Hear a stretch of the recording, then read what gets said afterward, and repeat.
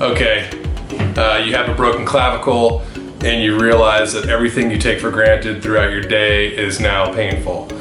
Brushing your teeth, taking a shower, putting on clothes, sleeping, reaching for things in the cabinet, everything sucks. Getting in and out of your car, you probably can't drive for the first week or so because you're all hopped up on narcotics and pain meds and whatnot and you're all woozy.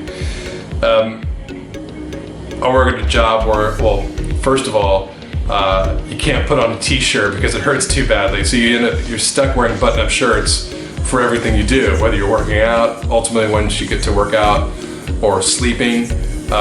Everything is a button-up shirt because it's the only thing you can put on. And typically when you first get injured, if you live by yourself, it's a tough task to get dressed. Luckily, I have somebody that can help me put on my shirts in the morning. Now I can do it by myself, which is a big win. But here's a little tip that I learned in putting on my shirt. What I didn't realize was that when you put on your shirt, you're applying pressure to your shoulder naturally when you normally put on a shirt. And when you have a broken clavicle, you just can't do that.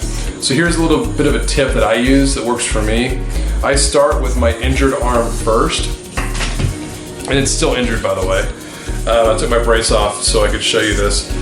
So I do my injured arm first, and get it pulled up all the way, as much as I can.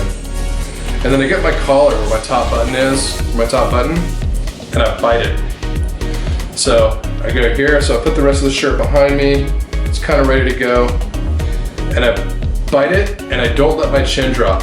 So essentially I'm keeping space between the shirt and my shoulder, because if I don't do that, when I put my other arm and the other sleeve to put on a jacket or a shirt, what you don't realize until your clavicle is broken is that by doing that, you're actually lifting up your injured arm and putting the pressure of the fabric is pulling down on your shoulder.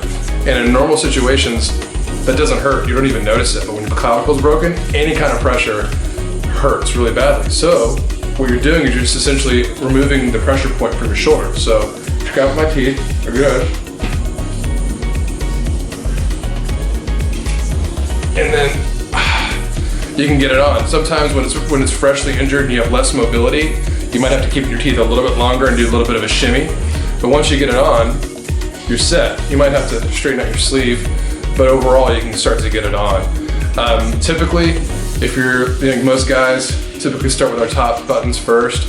I would say start with your middle buttons to get sorted. Do it in front of a mirror so you know you're lined up. And then do your top buttons last, because when you try to do it the first, it gets frustrating and it hurts.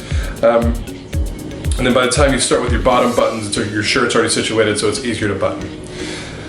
Eventually, your arm is going to heal, and you can actually put on a t-shirt to do your normal stuff, sleep, work out, that kind of thing. But until then, you're stuck wearing shirts. So that's the tip.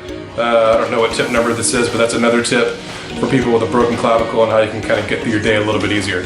If you have any other ideas or tips or comments on what works or doesn't work, throw it in the comment section and share it with somebody you know that has a broken collarbone. Thanks for watching.